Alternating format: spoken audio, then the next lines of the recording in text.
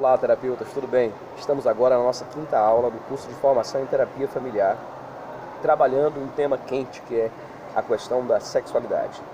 Na última aula, que era a primeira parte do módulo Resgate de Sexualidade, nós trabalhamos alguns conceitos e algumas mudanças conceituais estabelecidas de 20 anos para cá.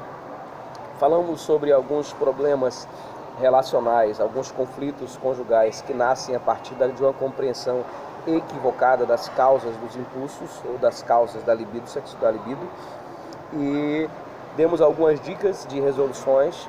Falamos sobre o roteiro terapêutico que é criado para que casais em atmosferas diferentes daquelas que são cotidianas possam estabelecer comunicação entre os neurotransmissores e produzirem, portanto, prazer, produzirem, portanto, impulso sexual. E hoje nós queremos trabalhar sobre esse roteiro, certo? Mas eu queria citar aqui uma pesquisa feita pelo CPP, Corpo de Psicólogos e Psiquiatras Cristãos, que, discutindo a questão do sucesso, embora sucesso tenha várias semânticas, cada pessoa tem uma compreensão diferente do que seja sucesso. Para algumas pessoas, sucesso é muito dinheiro, para outras, sucesso é paz, para outras, pode ser tantas outras coisas.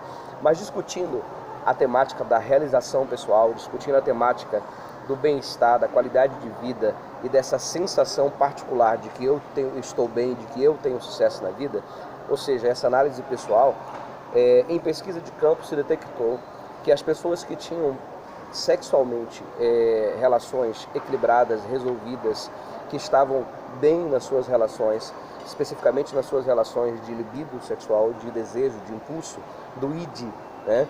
Essas pessoas tinham uma colocação social melhor. Não estou dizendo aqui que a pessoa, para viver bem, ela precisa de sexo, certo? Eu estou dizendo que se ela tem um relacionamento sexual, e a gente está falando aqui de terapia de casais, terapia de família, estamos falando de pensando sexo na relação conjugal.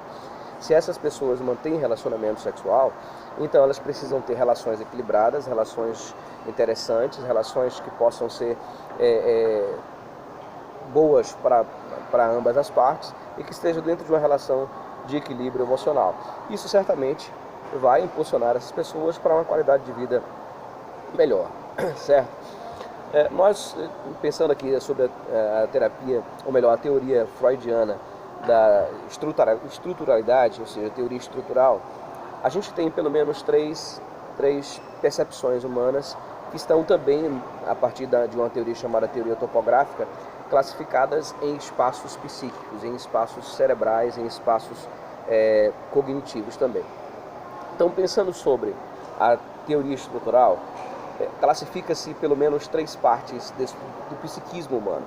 Essas três partes são chamadas de id, ego e superego, certo? Essa é uma teoria psicanalítica.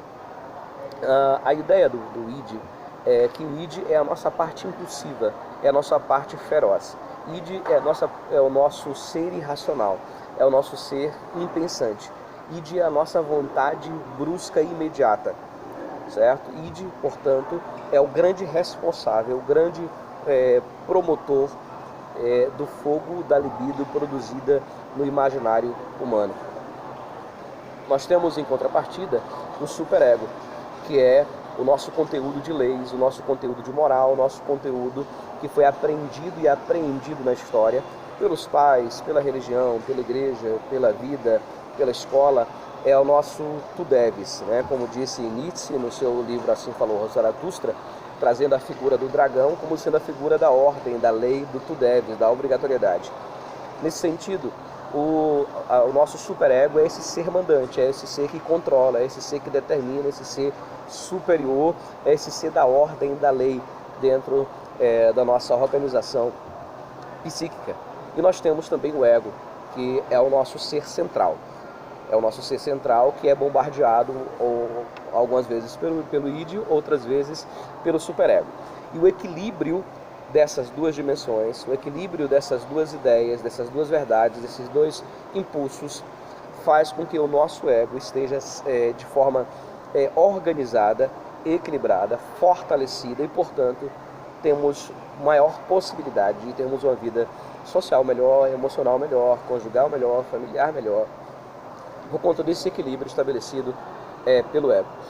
Só que muitas vezes a falta de conhecimento de determinadas pessoas, e não culpando a ausência de conhecimento, muitas vezes falta recurso, outras vezes falta ferramentas disponíveis, mas a falta de conhecimento sobre determinadas áreas muitas vezes é responsável pela ausência de equilíbrio que produz discussões e brigas descabíveis dentro da relação. Não são poucas as famílias que nos procuram nesses 20 anos de experiência que vivem conflitos completamente tacanhos, diminutos, descabíveis, porque são produzidos a partir de coisas muito ínfimas. E por qualquer coisa, elas acabam descarregando no outro culpa, xingamentos e criando uma situação extremamente desconfortável, tanto para a relação conjugal quanto para a relação familiar. Quando a gente pensa em relação conjugal, há que se pensar também na relação sexual. Lembrem que a sexualidade, na perspectiva do sexo, está ligada a uma profusão neuroquímica, portanto, no mundo das ideias, no mundo das imagens, no mundo do imaginário, no mundo do psiquismo. Então, a ausência de conhecimento, muitas vezes, faz com que as pessoas briguem para ter razão. Briguem para ter razão. Há quem diga, eu não lembro quem, mas que já disse que é melhor ter felicidade, é melhor ser feliz do que ter razão. Mas muitas pessoas, elas insistem em querer dar a última palavra, insistem em querer ter razão. Para elas isso é o mais importante. E essa busca pela razão produz conflitos muito grandes de relacionamento. Essa busca pela razão, ela é sintomática de uma grande insegurança, na verdade. Ela é sintoma de uma grande insegurança. De alguém que precisa de afirmação, de alguém que precisa que alguém concorde, de alguém que precisa que alguém aceite, que alguém obedeça, que alguém siga as suas ideias, siga as suas verdades. Eu não estou dizendo que você não tenha ideias interessantes, que talvez você não esteja com razão em determinados momentos. Mas a grande problemática é brigar para ter razão. Se eu estou dentro de uma discussão, seja ela teológica, ideológica, psicológica ou simplesmente um bate-papo, e eu percebo que o argumento do outro é tendente à arrogância, à prepotência, à não admissibilidade do erro, à não admissibilidade da mudança, então simplesmente eu cedo.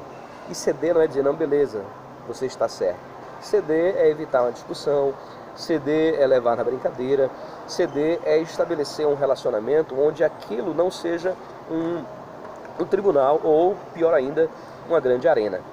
Então, a briga pela razão, muitas vezes, produz insatisfações relacionais dentro das famílias que poderiam ser evitadas se tivessem um pouco de maturidade ou de conhecimento para equilibrar esse id impulsivo, ou equilibrar esse tu deves que obriga, que manda, que determina, que controla. Então, muitas vezes é a falta de conhecimento. A ideia desse curso é fornecer ferramentas e conhecimentos para que você evite determinados problemas que são gerados muitas vezes dentro das relações exatamente por conta dessa incapacidade de ceder, incapacidade de abrir mão, incapacidade de se dobrar, incapacidade de não discutir, incapacidade de não brigar. Nós estamos aí, por exemplo, diante de um evento acontecendo no Brasil, que foi a prisão do ex-presidente Lula. Você pode perguntar, mas o que é que isso tem a ver com o nosso assunto? O que é que isso tem a ver com a nossa disciplina? Eu não sei se para você está assim, mas para mim, já as discussões que estão estabelecidas nas redes sociais, elas passaram dos limites. As pessoas estão xingando as outras, estão dando adjetivos pejorativos, estão chutando o balde dos relacionamentos, estão se tornando inimigas de outras pessoas com as quais tinham um relacionamento, apenas porque elas têm pontos de vista diferentes. Apenas porque umas defendem que o presidente deveria ser preso, o ex-presidente deveria ser preso, e outras defendem que não precisaria, que não deveria ser preso. O fato é que, independentemente dessas noções de direito, que são populares e não jurídicas, porque uma coisa é a noção de direito popular, outra coisa é o ordenamento jurídico brasileiro. Independentemente dessas noções de direito, as pessoas começam a estabelecer rompimentos de relações por coisas que são medíocres, que são pequenas. E quando eu digo que são pequenas, é que não acrescentam nada na vida social delas e nem diminuem nada na vida social ou emocional dessas pessoas. Então, às vezes, se estabelece um conflito por conta de elementos que não produzem nenhuma transformação, não produzem nenhuma modificação na vida, nem no seu avanço, nem no seu e na sua decadência. Então, esse tipo de situação que se reflete no Face, que se reflete nas redes sociais, sintomatiza que essas brigas elas acontecem também em muitas casas, em muitos relacionamentos de colegas, de amigos, não apenas virtualmente, mas presencialmente, pessoalmente, por conta de ideias.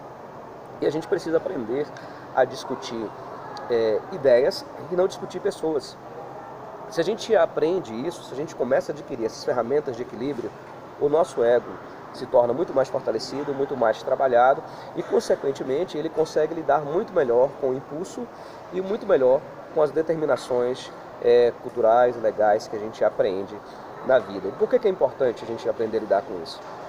Porque se você não tem um equilíbrio emocional capaz de dominar o teu id, o teu impulso, então você vai fazer sexo toda vez que acender uma luzinha na sua cabeça que te diga que você está com vontade, certo? Isso é o impulso. E se você de repente não conseguir com a esposa ou com o esposo, você vai tentar fora, porque esse é o impulso. O impulso da imaginação, do imaginário, vai querer conduzir você à prática do sexo assim que você tem uma profusão neuronal que produza o chamado tesão, certo? E aí a ausência de equilíbrio faz com que as pessoas não consigam controlar esses desejos, essas vontades e acabem cometendo atitudes das quais elas se arrependem logo em seguida, atitudes das quais elas têm remorso logo em seguida. Não são poucas as situações onde pessoas acabam, por conta desse desequilíbrio psíquico do ego e por falta de ferramenta e conhecimento maturável para equilibrar os impulsos, acabam tendo uma relação sexual de um momento, fora do casamento, e em seguida a relação elas sentem remorso e isso acaba se repetindo outras vezes, exatamente porque não existe equilíbrio, não existe conhecimento e não existem ferramentas que foram executadas no processo da vida para equilibrar a relação entre id e superego, ok? Então esse equilíbrio emocional, essas ferramentas, elas vão ajudar a domar, a domesticar o id, para que você não faça aquilo que lhe deu vontade assim que a vontade chegou, certo? Isso vai ajudar você a laçar, dominar essa fera, esse monstro que nasce a partir de profusões imaginárias de pensamentos e de imagens e de situações e de conflitos. Por que eu digo de conflitos? Porque muitas vezes, em muitos relacionamentos, se tem conflito com o marido, se tem conflito com a esposa e por causa disso se imagina, se pensa em fazer algo que seja ofensivo ao outro exatamente para dar o troco ou para prejudicar. Isso é o id dizendo faz, se vinga, sai daí, toma uma decisão. O id é desse jeito, ele não pensa, o id é impulsivo, ele só quer que você faça, resolva a situação imediatamente, certo? Enquanto o superego vai tentar dominar você, mas nesse domínio vai colocar você para baixo, fazendo você se sentir mal, se sentir deprimido. O ego equilibrado vai ajudar você a lidar com essa situação de forma que você nem se deprima e nem se torne um monstro impulsivo, beleza? E aí, pensando sobre resolução terapêutica, na perspectiva do roteiro, eu quero voltar ao assunto de que sexualidade, na perspectiva do sexo, exige um ritual. Lembram disso? Exige um ritual. Não se pode fazer sexo como se faz qualquer coisa, especialmente qualquer coisa que seja rotineira, né? Exige um ritual. Você quando vai para uma igreja, você quando vai para um determinado lugar, uma cerimônia, você se arruma, você se perfuma, penteia o cabelo, você se organiza, você se prepara emocionalmente para fazer aquele momento, para viver aquele momento da melhor maneira possível. Por que no sexo é diferente? Por que no sexo muitas vezes a gente não se preocupa com essa organização? Por que no sexo muitas vezes a gente não se preocupa com esse cenário? Por que no sexo muitas vezes a gente simplesmente deixa acontecer, vai que vai, deixa rolar? Por que tem que ser assim? Certo? Um pagodeiro conhecido aí, ele canta uma música e diz: deixa a vida me levar. Infelizmente a gente às vezes está tratando assuntos sérios dessa mesma maneira, deixando acontecer, deixando rolar. E a organização, o planejamento da vida inclui todas as coisas. Eu cometi muitos erros exatamente porque não sabia planejar a minha vida. Cometi muitos erros exatamente porque não organizava e não dominava o meu impulso. E eu estou tentando ajudar você a não cometer os mesmos erros que eu cometi.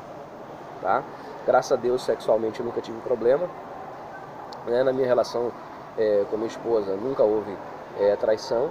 Nós nunca tivemos esse tipo de problema assaltando a nossa casa, assaltando o nosso relacionamento. Mas eu muitas vezes me vi sendo arrogante, sendo prepotente, não admitindo que o outro podia estar mais certo do que eu, que a verdade do outro é melhor que a minha. E isso me trouxe conflitos relacionais com amigos, com colegas, no início do casamento com a minha esposa. E com o equilíbrio, com o aprendizado, com a vida, eu fui vendo que entender a ciência da admissibilidade, entender a ferramenta da compreensão e entender que a gente está em processo de aprendizado constante, nos conduz a um nível de maturidade que abre portas de relacionamento e que estabelecem crescimento mútuo, ou seja, tanto para você quanto para a pessoa que está à sua volta.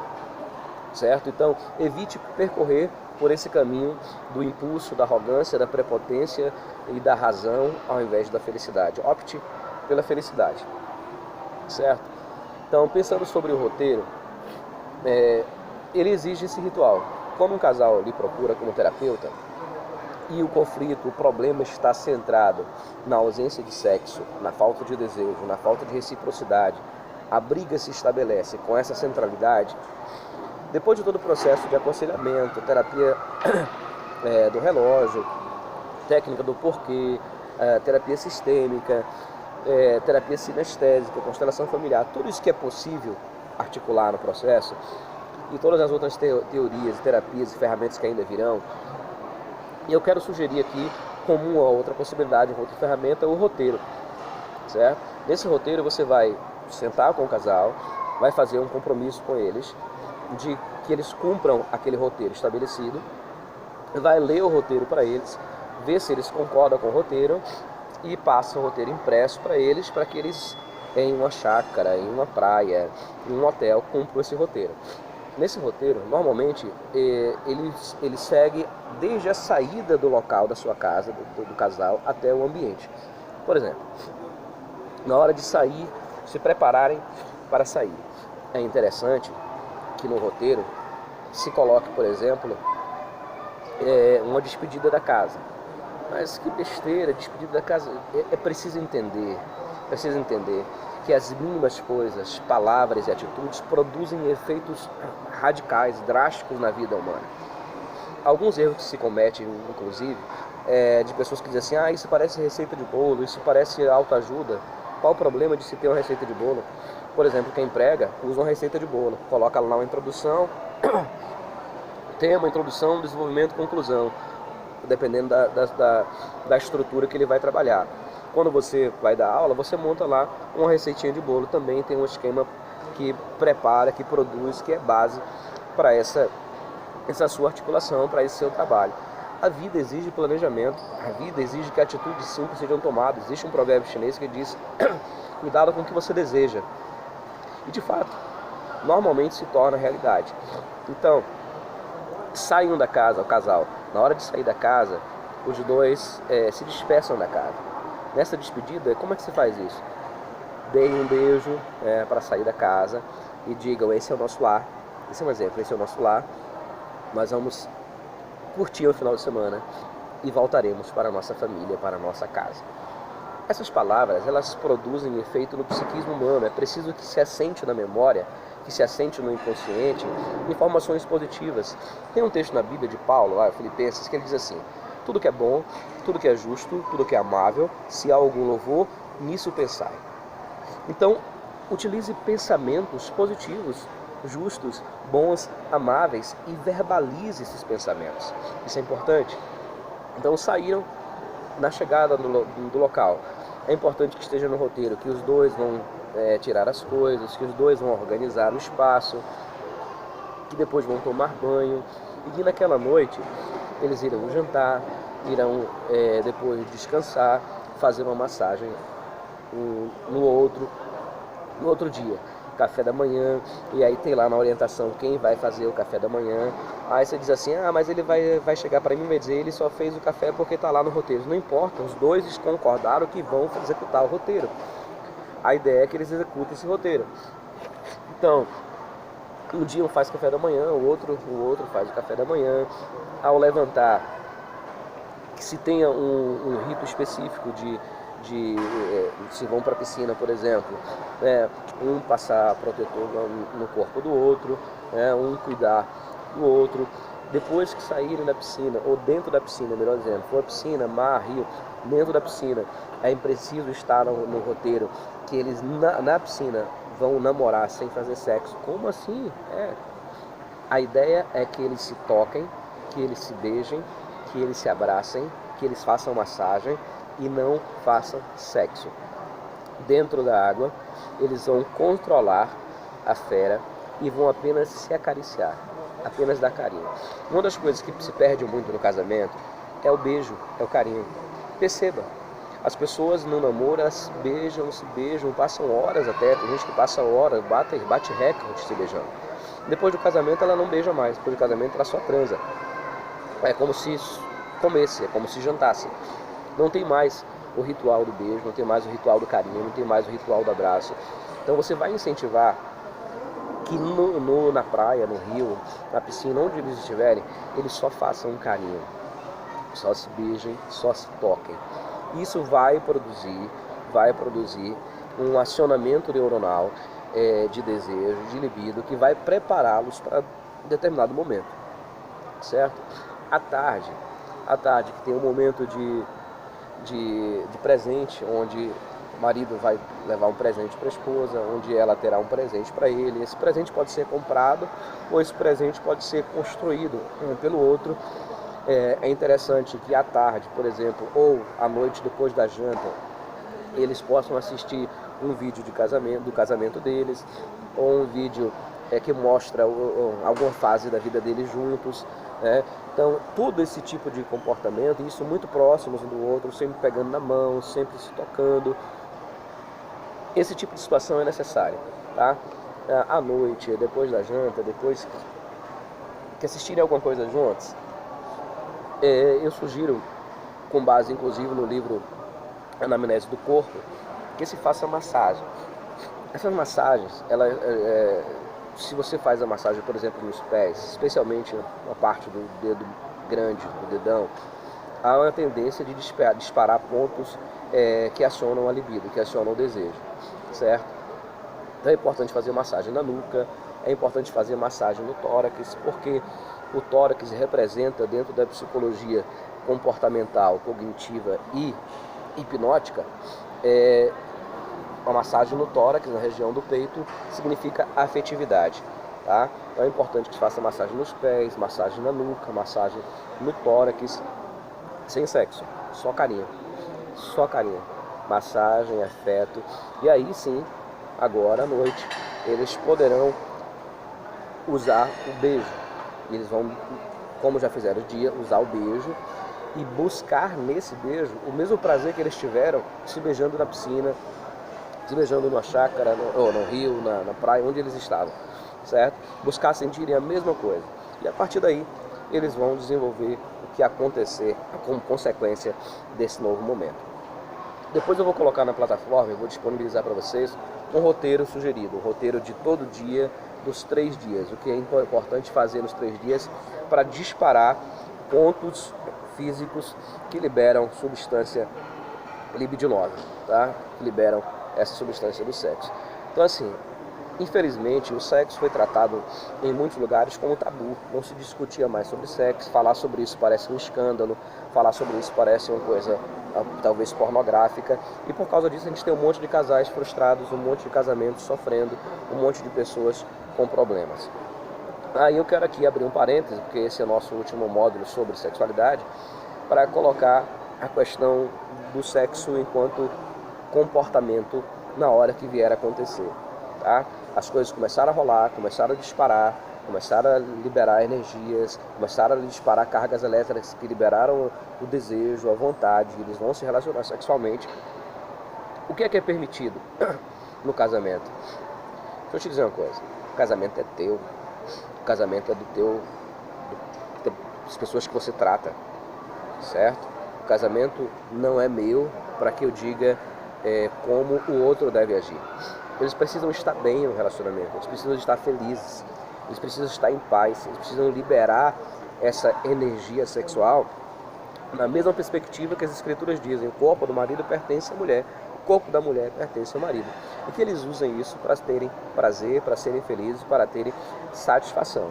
É preciso ter um ritual, é preciso ter um roteiro de resolução terapêutica, beleza? Primeira palavra-chave dessa nossa aula: roteiro sexual, certo? Primeira palavra-chave: roteiro sexual.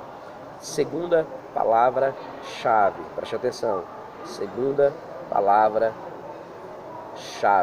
Primeira é roteiro sexual e segunda palavra é ritual, beleza? Ritual.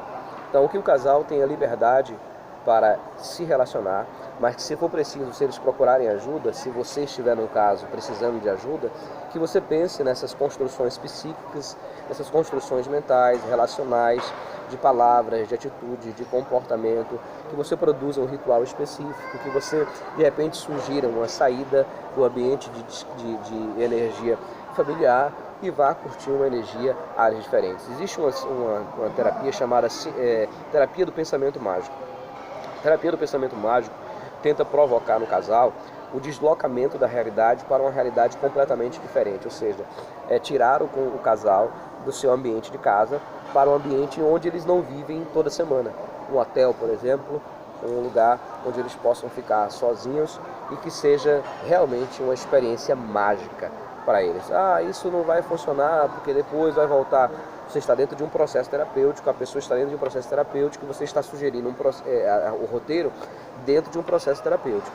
Tá? Claro, se a gente vai fazer, por exemplo, isso num seminário, um seminário de família na igreja, a gente não vai trabalhar esse roteiro, a gente vai trabalhar outras ferramentas, inclusive depois de ferramentas específicas mostradas, trabalhadas no próprio ambiente da igreja, no próprio ambiente do salão, do congresso, da convenção. A gente vai fazer isso, vai ministrar sobre os casais, vai orar sobre eles, vai impor, vai instalar um ministério na igreja, vai instalar